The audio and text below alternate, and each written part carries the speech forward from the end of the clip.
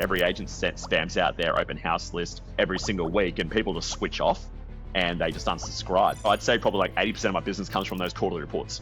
And like that, and the quarterly reports is basically just the big bucket that everyone who owns a property in my service area, and only my service area goes into that. Nothing's new in real estate. It's more about, hey, can you implement it?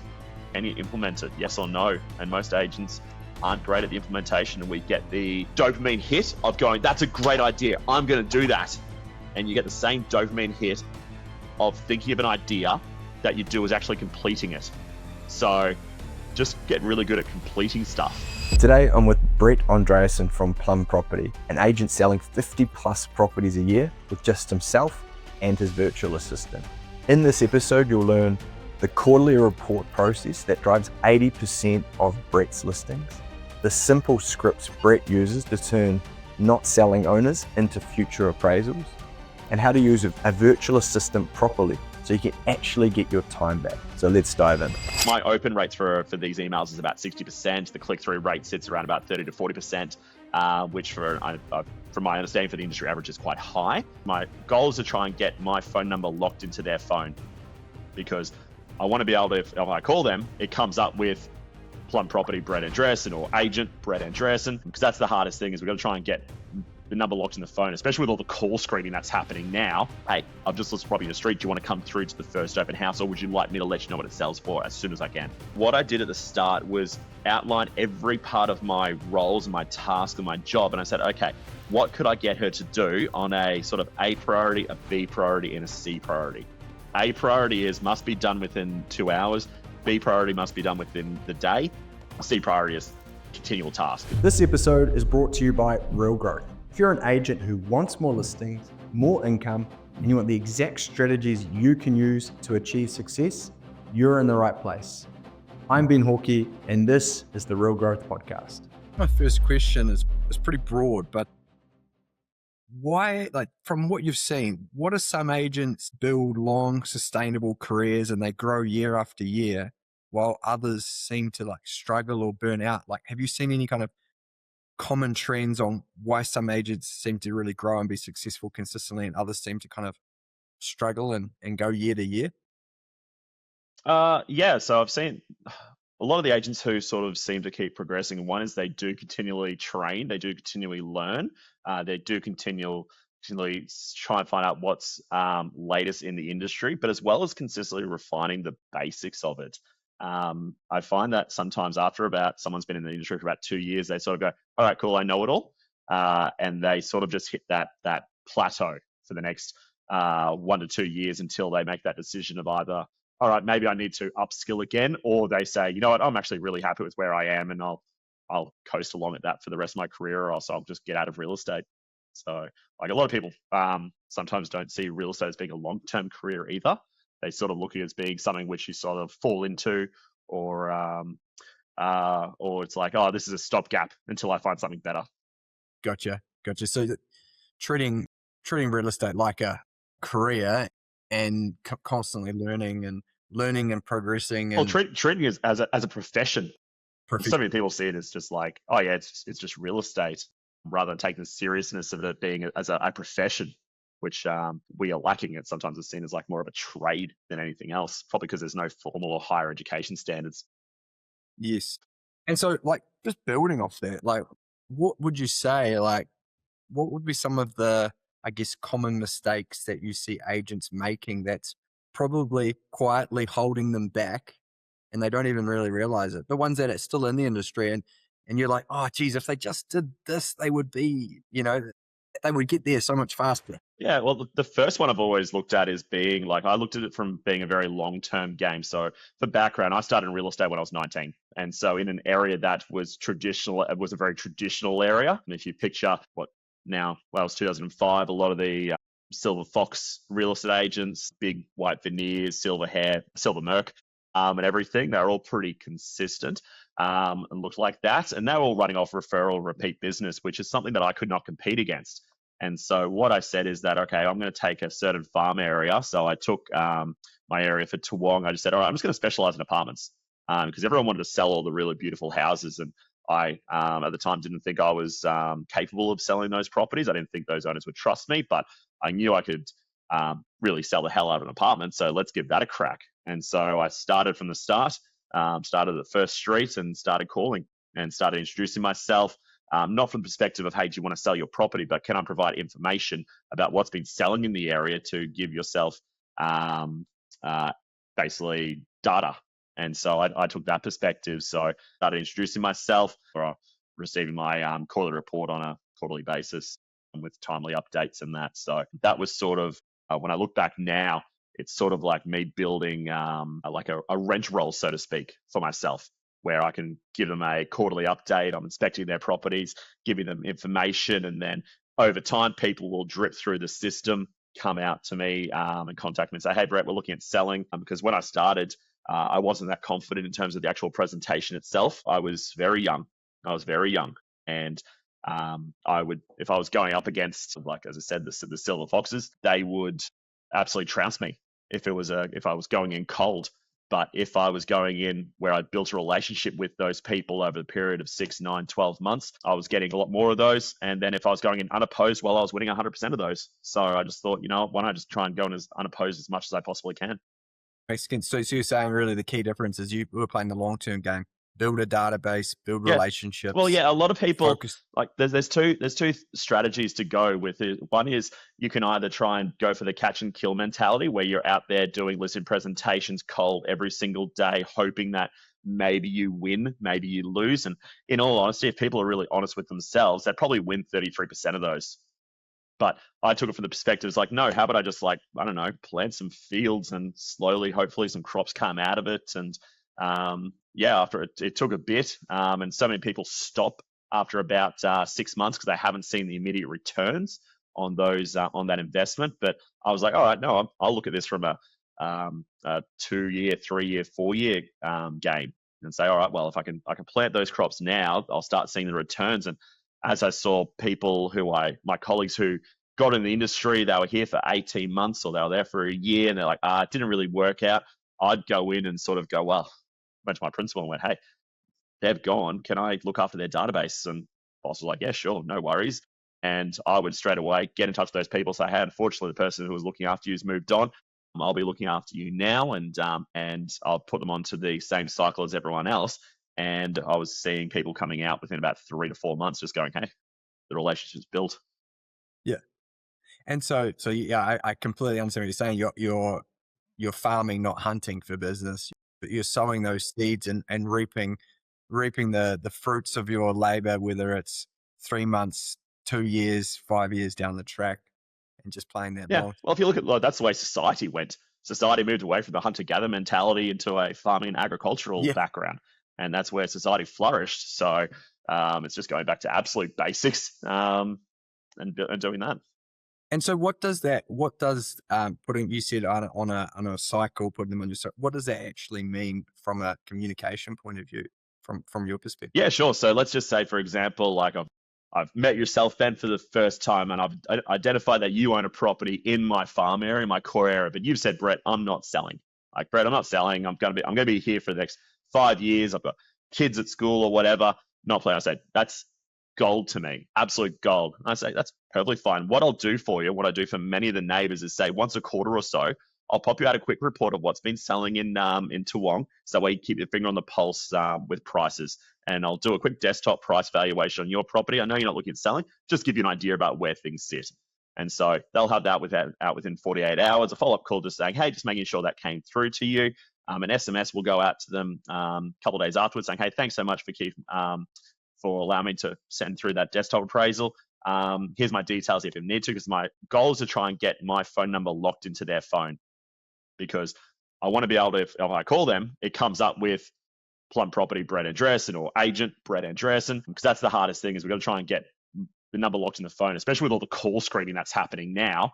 That's even more critical. If anyone's dealt with the whole Apple call monitoring block thing, that's becoming a real pain in the ass. So you've got to watch out for that. So once the SMS has gone out, they'll go into basically the quarterly system, where it goes out in January, goes out in April, it goes out in July, goes out in September, October, depending on where the market's at and things like that. I'll usually move that month around.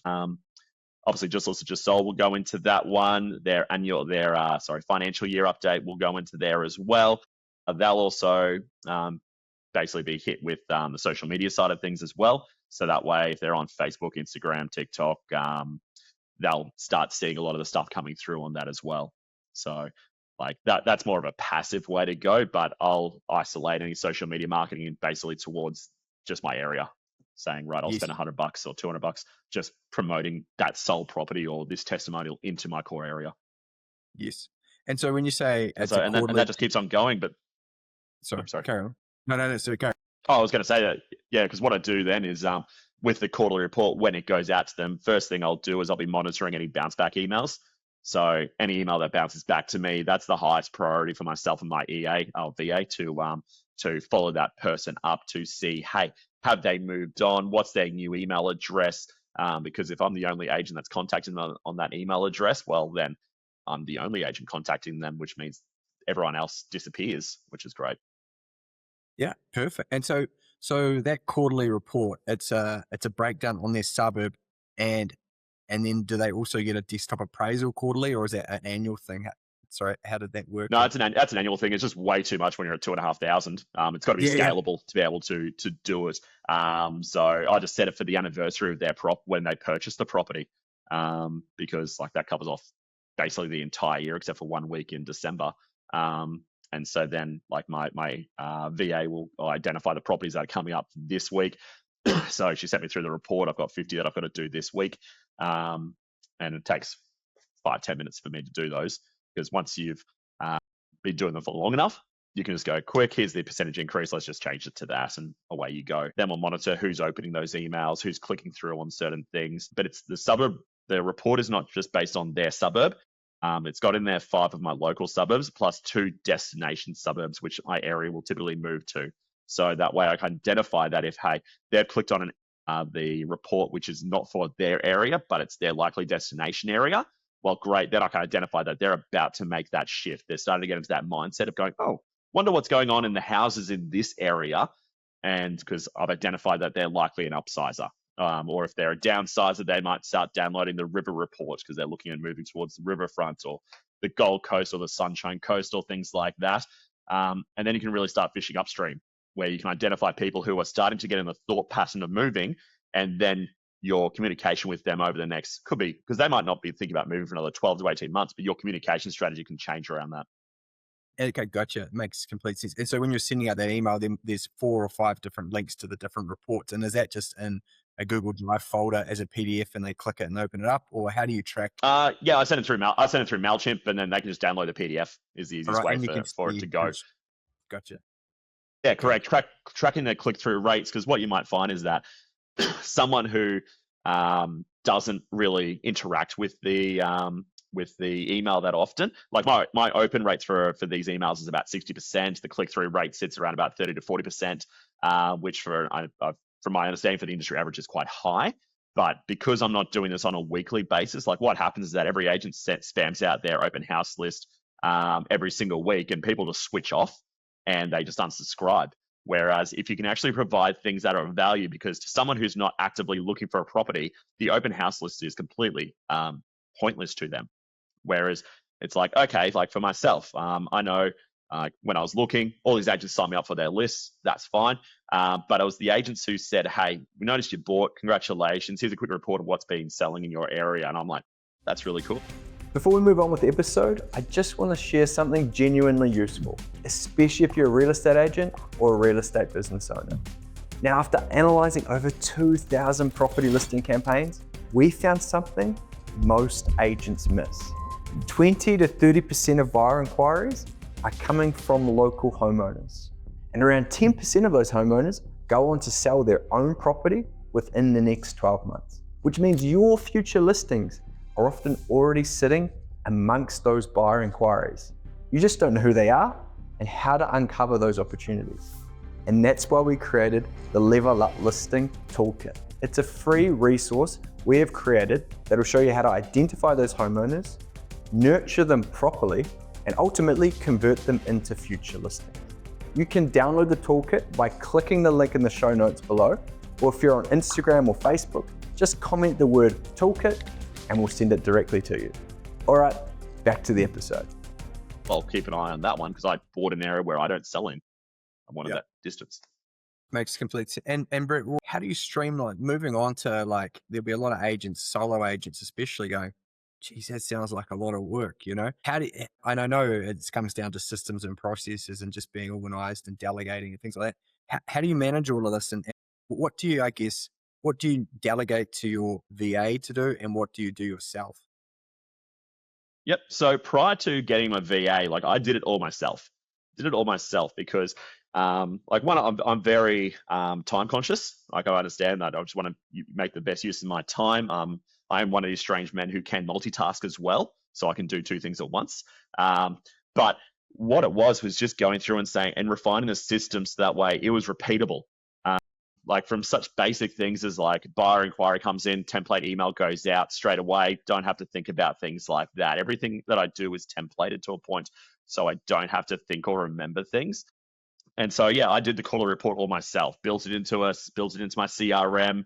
That way I could generate the report. It looks like realestate.com with a hybrid of RP data or CoreLogic. So that way people could identify that really quickly. And I gave everyone sales in the area, not just mine, everyone sales, with a disclaimer saying, please note, these are all sales for properties in the area.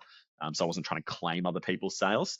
And then when I decided, all right, well, because my boss said, hey, why don't you get an assistant? And I'm like, I don't want an assistant, but okay. And I had an assistant for 3 months, and it was for me, probably the most excruciating 3 months of my life. The guy was great.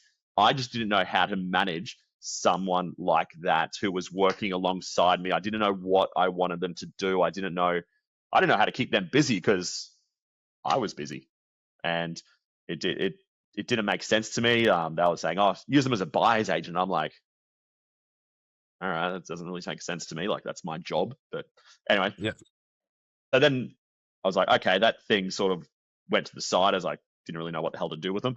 And boss said, well, why don't you look into the VA model? And so I was like, okay, let's look into that. And so met lady Jean, who's been with me now for, I think, 4 or 5 years. Jean's been working with me. She's over in the Philippines. Lovely. But what I did at the start was outline every part of my roles and my task and my job. And I said, okay, what could I get her to do on a sort of A priority, a B priority, and a C priority? A priority must be done within 2 hours. B priority must be done within the day. C priority is continual task, is why we call it C priority. And so what Jean started off doing was doing my proposals, and she was doing my quarterly report. She was updating the quarterly report and things like that. And I built a bunch of videos outlining the steps, the processes, everything behind it. So that way I could send the video off to her, go, hey, Jean, here's a new process that we are doing. Can you watch the video, do a video back to me so I can see how that is actioned? And then she would just do it. And I was very fortunate. I got a great VA from the start, and it's been a really great relationship. She does probably about 90% of my paperwork side of things now. To the point, like this morning, she's already been online wishing me a happy February, and she's already said, hey, this is what I'm doing this week. These are my A tasks, these are my B tasks, these are my C tasks. We work on a shared calendar, so she knows exactly what we're doing. And yeah, because like a lot of people said, why would you give your proposals away to your VA? Like, that's really important to do. And I've gone, well, let's be real. Like, your proposal doesn't actually change that much. Your proposal is pretty templated, and all that really changes is your price range, which I can just say, hi, Jean. Like, I'll give an example. So sent Jean one last week, which for a property in Toowong. Said, hey, Jean, 6-12 Patrick Lane, Toowong, 2-bed, 2-bath, price range 850 to 900. That's all I need to send to her. And so she'll do up the proposal. She'll find the comparable sales in a range between 800 to 950,000. Put them in the report. She'll do up the calendar of events and everything, outlining photos and like a plan of action because she knows all of those details. The commissions side doesn't change. The marketing side doesn't really change. If I need to edit it, I can, but she does it all up for me, sends it back with me in about half an hour because it's about speed of return. Yeah. And so you can turn that around so much faster, and you're just reviewing it, going, yep, make a tweak if needed. Oh yeah, well, I can walk out of the presentation and like straight away send a Teams message off to Gene. And by the time I'm back in the office, the report's ready to go. I'm sending it off to the client. I might edit a couple of things just based on conversations and things like that. But or first names might be different to what's online. But yeah, and then I can send them off the templated email because all that's templated, and away it goes. Speed of service to the client, and away it goes. It's a great example as well. And so just for the practical agents out there, go, oh, geez, I wonder what Brett does. Are you using Loom? Is it Loom that you use, or what do you use for creating your videos to record something to share with Gene? It's like a free Screen Pals or something like that. Screen Pal was a free thing. I just looked up free video share and just did that. I'm not going to pay for it. Perfect. And then gotcha. And then just templating emails, having a template email. We use Briskine. Are you using something similar where you can just template your emails? No, I use Outlook Signature. Perfect. So some tools there for that's literally what it is. Yeah. Just use Outlook Signature. Just save it as a signature and then just insert it. And like you can have as many signatures as you want to have there, and away it goes. And so like this morning, rocked up. After this, I'll go through all the inquiries from the weekend, and I'll just go reply, signature, insert, property address, and just do all that. I can have all my emails done within about 10-15 minutes. I copy Jean in all of the emails. She'll then do a cross match against ownership data to say, all right, well, hey, here's a potential buyer seller lead, here's a potential investor lead, which she'll then send off to our property management team for them to follow up and give service to. And then she'll also do a check on properties that might suit for them, and she'll send off a templated email saying, hey, thanks for the inquiry. That property may not suit, but here's the other list of properties we've got as well. Give us a bit of brief of what you're looking for. So, yeah. And I think you've touched on it, but maybe in a different way. Where do you think most agents, like when they go and they start using a VA and then they go, oh, this isn't for me. Where do you think they go wrong? What mistakes do they make? So they don't put the effort in at the start to know what they want them to do. And it's probably the same issue with the EAPA model, which is basically like you want this person to come in and fix your problems, but you don't know what your problems are. And so you're just throwing this person into chaos and hoping them to fix it. No, I'd say sit down, define your role, define what tasks you want them to do and what you want to do. Because like Gene's not going to be on the phone making calls to clients. Gene's not going to be creating things in terms of marketing. I tried that once, went disaster. I'm like, Gene, that's not your skill. I'll take that one back. No, we've got people for that. But what she's really good is she's really good at finding people. She's really good at cross-matching data. She can shred through all the different sites to try and cross-match, find an ownership. So for example, like that one I mentioned in Patrick Lane, she's gone through all of that street, finding all of the owners' names, the phone numbers, cross-matching all for a call list, which is all collated. So when I'm there, when the photos are due, I'm just doing the calls to all the clients saying, hey, doing the just listed calls. I'm letting the people know who are on my quarterly reports first. Hey, I've just listed property in the street. Do you want to come through to the first open house, or would you like me to let you know what it sells for as soon as I can? Gotcha. That makes complete sense. And so when you look at your business, when you first got started to where you are now, what are the activities that you're doing, that you're personally doing, that is allowing you to bring in that repeat business? Is it just the constant nurture of keeping those people up to date with the quarterly reports, or what brings in the business from your perspective? Okay, so I'd say probably like 80% of my business comes from those quarterly reports. And like that, and the quarterly reports is basically just the big bucket that everyone who owns a property in my service area, and only in my service area goes into that they all get into there. So all those lead sources, like you say, just listed, just sold, you say, I won't say door knocking because I don't door knock, real estate.com inquiries, past buyers, past sellers, networking events, businesses and stuff like that. It's purely designed just to capture the data to go into the catch-all, that bucket of quarterly reports. And so then they just go into the conveyor belt of being kept up to date with the quarterly reports, giving them good information, giving them my opinion on things. That's what a lot of people actually want to know, is your opinion. So many people just rely on reports that they steal from the news or RP data or wherever. Whereas it's like, no, give us your opinion on something. So I said to people, for the one that went out in January, I said, guys, like, it's a big issue that's happening at the moment. The way the prices have actually gone, it's jumped so much that it's starting to become unaffordable for a lot of people. And I had some people respond to me just going, we're agreeing, like, it's not great for our kids the way these prices are going. We don't agree with it. I'm like, great conversation to get in amongst people, to stand out a little bit different. And then that conversation, because there's a few journalists who are on my reports, they got the report, read it, said, Brett, can we do an interview with you on this? I'm like, yes, we can. Of course we do an interview. Why not? Yeah, of course. So the yeah, quarterly that's been another one is making a relationship with journalists as well, because they want stories. And if you can give them a story, go for it. Yeah. I know we're going back on the quarterly report, but like the fact that it's bringing 80% of your business. So it's a PDF. Is it a PDF that people can click through? And No. So what it is, basically, it's an email that goes out, which basically, and I'm happy to share it. If anyone gets in touch with me, I'm happy to share it. Feel free to rip off and duplicate it. Basically, it comes up, photo of the area, the suburbs, which people can download the reports on, my opinion piece on what's happening sort of in my personal life. Not too much. I'm just sort of like, hey, it's great Christmas, great to be with friends, family, kids, and all that stuff, and turn the phone off for 2 weeks.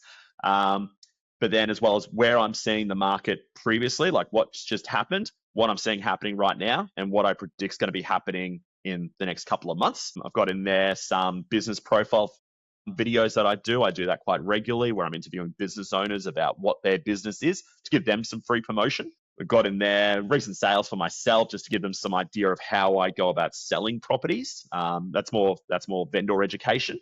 Bit of information about property management, because that's always a nice lead source for the business. And that's about it. And it's nothing fancy. Could it be prettier? Yeah, but like it's a working document. yes. And then it's just about doing it consistently, year in, year out. Yeah. Yeah. I've missed one in 20 years. Haven't missed one in 20 years. Consistency. That's probably another trait that I've seen, and a lot of the agents that I interview who are super successful is consistency. Just consistently doing it, not looking for Yeah, it's really easy to not do things in this business, because no one is going to hold you accountable. No one will hold you accountable. Like, it'd be really easy for me to not do the just listed, just sold calls for a property. No one's going to know I didn't do them, except for me. Like, it's not like my boss is watching me going, have you done those just listed, just sold calls? No. Like, it's why agents do really well with owners, is because we're accountable to them. But you got to be accountable to yourself. And that's something which I've always looked at. It's like, I'm just accountable to myself every single time. Is just like, I've got to do the right thing. Like, or else, what am I doing? What is that mindset to be accountable to yourself? Like, how have you built that over time? Like, you started way back in 2005 when you were 19. I can imagine you probably weren't as fine-tuned as you are right now. Like, what has changed to allow you to be so accountable to yourself and never let yourself down, and be so consistent? I haven't known any different. Like, that's probably the best way to, like, I got into real estate. Like, I did uni for a bit. I was working in bars, just having fun doing that. I sort of had the opportunity to get into real estate. And at that time, I had never moved house. And I was like, hey, like, uni doesn't seem to be my path. All my friends are all still doing uni and stuff like that. I'm like, let's just do real estate. And then, like, I had a very good mentor, for my principal, who was sort of like, who I did get opportunities from. But I could sort of see the agents that are doing well were keeping in touch with people. And the agents who were struggling were the ones who were constantly like they were sort of waiting for things to happen. And I know for myself that every time I've got there and I've decided to up the intensity of it, things sort of come out of that. Not directly, but just where, I don't know, it's called the universe looks and rewards you with your effort. Who knows? But I know that the more effort I put in, the busier I seem to get. So I might as well just keep doing that. And I don't know, like, growing up, I was a swimmer. So I was used to following a black line with no real purpose other than to hit the wall and turn around and follow that black line again. And do that for like an hour and a half or 2 hours in a morning and an afternoon. So I don't know, self-discipline can be that sort of thing. I've never needed someone to yell at me, telling me to do my job. And I don't take kindly to it if I've got a client who does that. So yeah. Yeah. Yeah. Okay. Understood. You basically learnt those good habits as well over time. Like we go, if I up my intensity, these results happen. Okay, I'm going to up my intensity Yeah, and keep doing this. reward Oh, the effort. results It's happen. Yeah. yeah. Yeah. There's Exactly. a clear correlation between it, and every agent can probably answer themselves honestly. Like you know a property that you've really put hard work into to get a really great result, and you somehow get that great result. Then you've got some other properties where you're like, might not hit all the marks that I might need to do, and the result reflects that. It's the exact same thing. So for myself, like I treat everything that I do as if it's just a property launch or a property campaign. So like that's what I've always done. Well, I've got a question around marketing. I know you definitely take a different approach to the marketing as well. So when you think about marketing in real estate, I know most people are doing just the stock standard, just sold, just listed, or what's your home worth kind of types ads. What kind of marketing have you really seen a good ROI on, like terms of from a long-term point of view? What type of things are you doing that you Yeah. So go and achieve? the most recent one has been my business owner interviews. So like so to go back, we've got a local Facebook group which some LinkedIn guys set up, but the group blew up to like 15,000 people. It was basically just being spammed by a bunch of businesses and crap like that. So I reached out to the guy who set it up and said, "Hey, do you want someone to try and moderate the group, clean it all up?" And he just added me as a moderator. And I've gone, okay, let's do that. So I was able to start looking after that group, not in a way of going, oh, I'm going to be the agent who's constantly posting in this thing, but purely about sort of helping people connect in this through businesses and that. So we put some moderator mod plans in place for that group. And then basically it was about 3 years ago it was, had the idea. I'm like, I should interview business owners. And then I thought, hang on, I don't own a business, so why would anyone want to talk to me?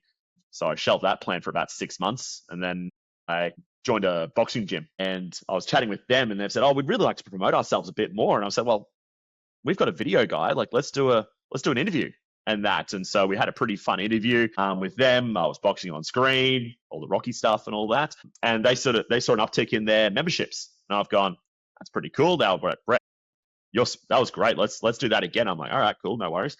But I didn't really think too much of it. And then it was probably about 18 months ago, I was like, let's give that business owner thing a go again.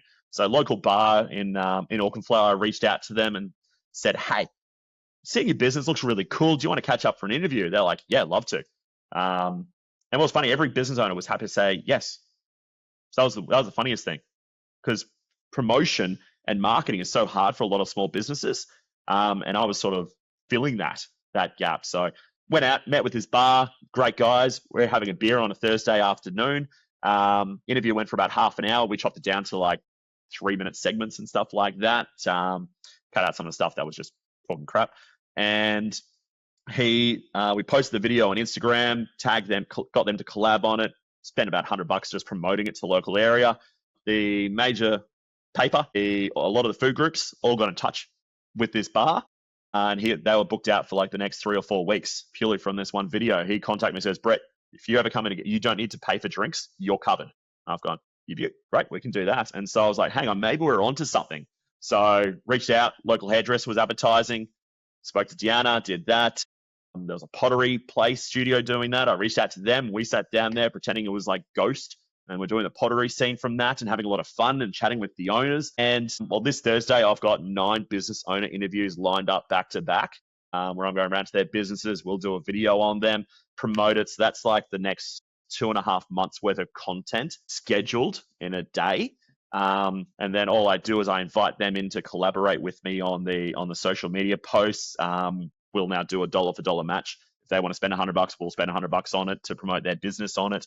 We look after all the social side of things, and like that's been a big game changer, because now it's no longer just Brett, the real estate agent. It's like, hey, no, Brett cares about the local community, and all these business owners are going, hey, if you think about selling, call Brett. Like, he helped us out with our promotion. Like, he seems to know what he's doing, so get in touch with him. I can see a direct cause and effect from doing these interviews to direct listings and sales and things like that, but also the recognition from people out in the marketplace. It was the end of last year. I was at a Broncos game, and as I was going up to take my daughter in the bathroom, some guy says, "Hey, just quickly, are you a real estate agent?" I've gone, yeah. And he's like, "I've seen your videos on TikTok. You've been doing those interviews with people." I've gone, "That's really cool." My daughter turns to me and goes, "Dad, you're an influencer." I'm like, "No, that's a weird term. That's not me." But it's really cool that there was recognition now of what was happening. So, yeah, that's been a lot of fun. So if you're looking at doing that side of things, 100% do it. If you're in a local community, just start with your local cafe that you go to and say, "Hey, do you mind on, say, a Tuesday afternoon at 2 o'clock, just when you finished off service, we sit down and have a chat, set up a camera on a tripod, and make sure you grab 2 microphones and have a chat and see how it goes. If it's terrible, don't post it." And I can just hear the agents listening wanting to go, what did you talk about? Is it more like just about the business, how they got it started, a bit of behind the scenes on how things work? Art teacher failed me and said, "Brett, don't bother doing art." Thanks, Miss Wallace. But I've come across this pottery studio in Auchenflower, and I was chatting with the owner, Tyler, about it, and I thought, you know what? Let's get this thing a go. Let's chat with Tyler. We go in, we do a bit of B-roll footage of Tyler of the guys doing pottery and things like that. Then I sit down and I go, "So Tyler, we're sitting here in always include the street and stuff. We're sitting here in Ridley Street in Auchenflower in your art studio, and I had no idea this place was here. But I've come in here, and this place is different. Like, Tyler, what got you into doing a pottery studio in the middle of Auchenflower?" Let them talk, and they'll start telling their story. And a lot of people will happily tell their story if you can prompt them, if you can give them some just leading questions on what's going on. And he might trail off a little bit. I always say to the guys, like, "Hey, if you stuff up, just pause. We can redo it. It's okay. You don't have to be script perfect. Like, if need be, we'll just cut it and do that." And then I'll ask him another question. I'll say, "Okay, so what's sort of the demographic? Like, who comes into a pottery studio?" And he's like, "We've got hens nights. We've got mums and kids coming in. We've got school activities." And he's telling me the story, and that sort of, and when you do a few of these, you start to understand how the next question will lead into it, similar to what you do, basically. And then when I can sort of feel there's a natural conclusion that's coming up, I'll say, "All right, I'll get there. Like, Tyler, tell me, like, why would you come in and do pottery?" Get them to give their pitch of what it is. I always say, don't give a promotion or anything like that, because we need these videos to be timeless, because one, I don't know when I'm going to post it. But also, like, you just need to be able to reuse this, so I can post it in a year's time if need be again, and no one will care. And then I'll just close off and I'll say, "So guys, hey, if you're looking for something to do that's a little bit different, come and see Tyler here at Auchenflower, whatever it was, Auchenflower Pottery Studio. Let her know Brett sent you. But otherwise, guys, hey, we'll see you on the next video. But Tyler, thanks so much. Handshake, in camera, smile at camera, and fade to black, basically." And it's been pretty consistent the entire way through, because again, I just templated what I've done. That's all I've done. It's just a template, so I just redo that every time. So you just said, going back on what you said before, you've scheduled 9 to do it, smash it out in a day or 2 days. Just get them all done. Yeah, not a day.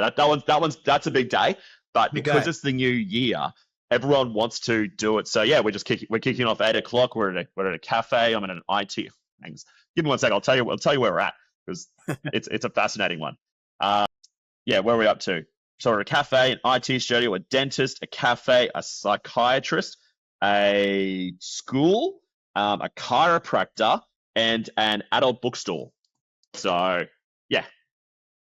Yep. And you've got adult bookstore? Hang on.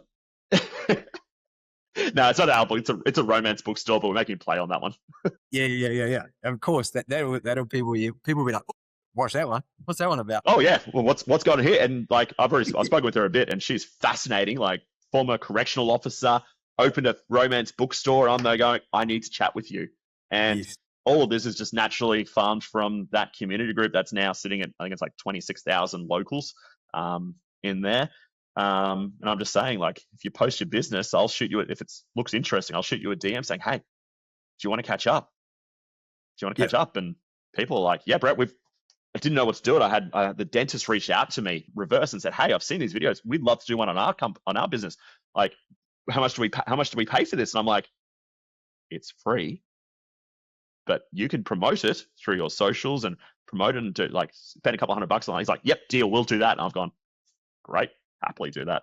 So do you put some subtle branding of yourself and your logo in the video? Or yeah, just at the end, it's so people know it's me, but I don't introduce it and saying, hey guys, it's Brett here from Plum Property. We're here. It's like, no, because I'm not the hero in this.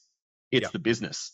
Yeah. It's me promoting the business. And and I say to the guys, I say, guys, don't get me wrong, like I get business from this, but it's purely from a help me help you. And when I started doing the videos, people were very cautious. They're like, oh, this sounds very scammy. Like, are you about to stitch me up for a $1,500 invoice afterwards? It's like, no, guys, this is legitimately free. Like, we've got a video guy. And if I didn't have a video guy, I'd dead set just stick a camera around and do some B-roll footage myself with a gimbal or something like that. It ain't that hard when you learn it. Yeah.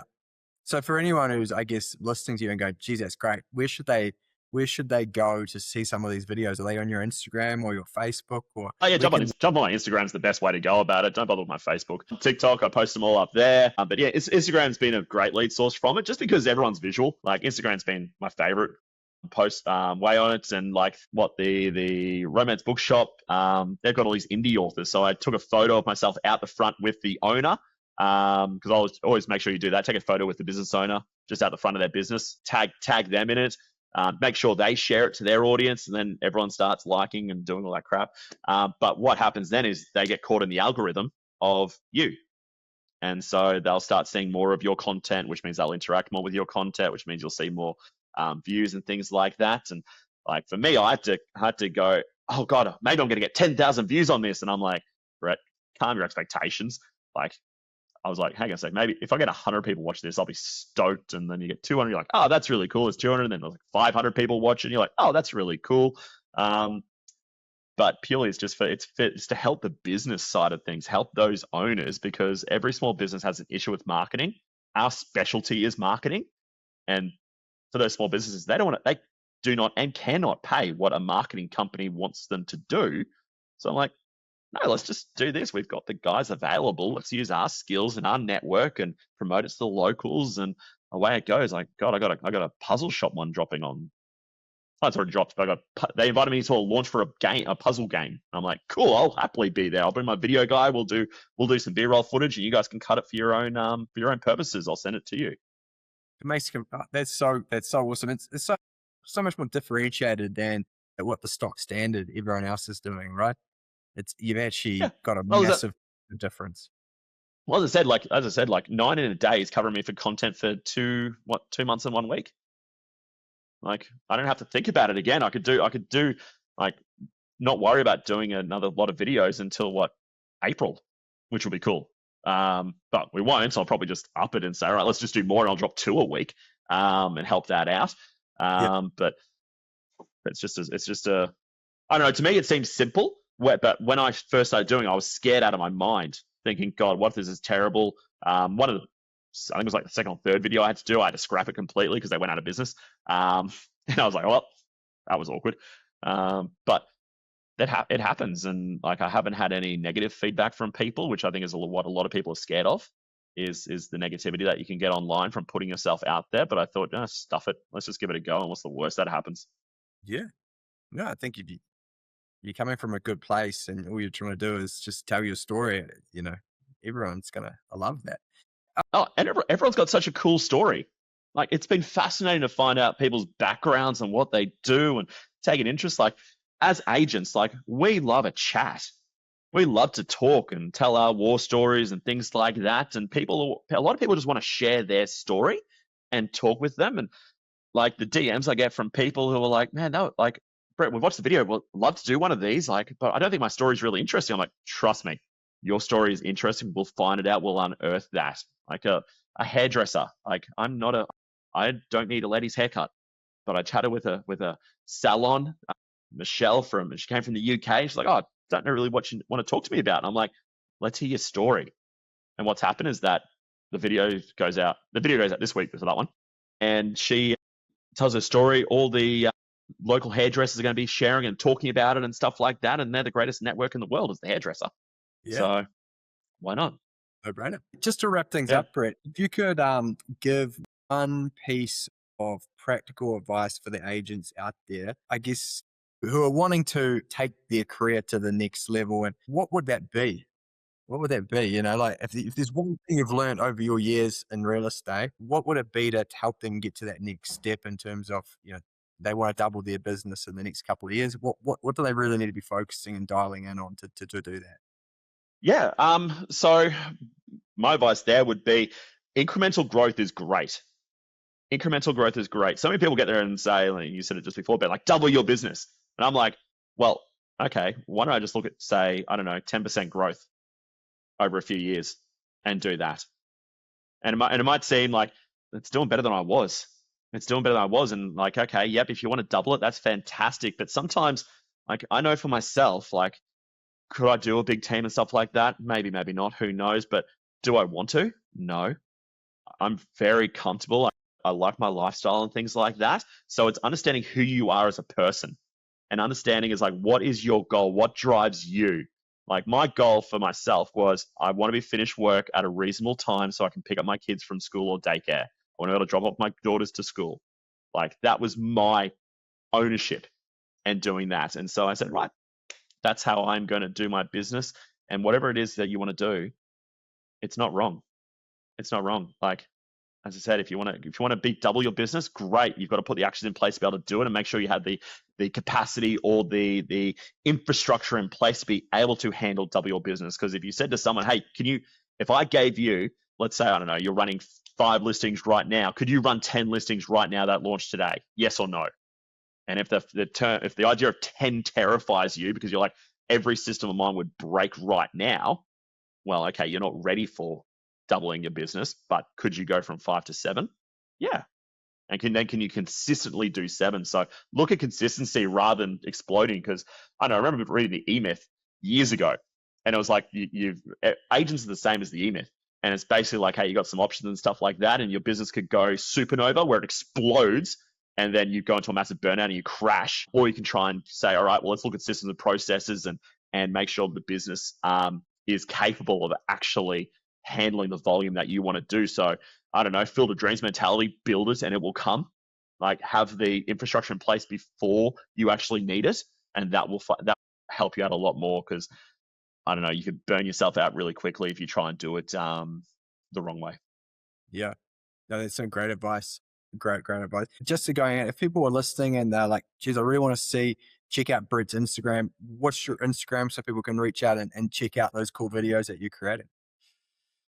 Brett Andreasen, so BRETT, Andreasen, ANDREASSEN 23, because I stole Michael Jordan's number. That's just the tag. Just honestly, just search Brett Andreasen, you'll find it. There's only 2 of us in Australia, I think. The one's a bank manager in the Gold Coast. So yeah, check that out. Feel free, follow me, do all that fun stuff. Interact on that. That's what I always say to someone if they're going to go onto Insta. Interact. I tell all the buyers agents in our thing, I said, don't bother calling me. Just jump on my Instagram and I'll post previews and stuff like that of properties, so you don't have to bother calling me, because I'm sick and tired of buyers agents calling me. But that'd be the easiest way to go. But if you want anything, shoot me an email, send me a text. Whatever's works for you. I'm happy to share what we've got. Like I've had some really great mentors that I've taken information from and shared it and ripped off and duplicated things from great agents around the country. And like nothing's new and honestly nothing's new in real estate. It's more about, hey, can you implement it? Can you implement it? Yes or no? And most agents aren't great at the implementation, and we get the dopamine hit of going, that's a great idea, I'm going to do that. And you get the same dopamine hit of thinking of an idea that you do is actually completing it. So just get really good at completing stuff. It's a good piece of advice. It's a good way of ending the podcast as well. Thank you so much, Brett. Welcome, man. Appreciate it. Before we finish, here are 2 simple actions you can take following today's episode. First, if you're a real estate agent focused on growing your real estate business and you'd just like some clear guidance on what marketing and prospecting systems you should be focusing on so you can list more properties, make more money, and ultimately build a sustainable long-term real estate business, simply click the link in the show notes and book a marketing roadmap call with either myself or the team.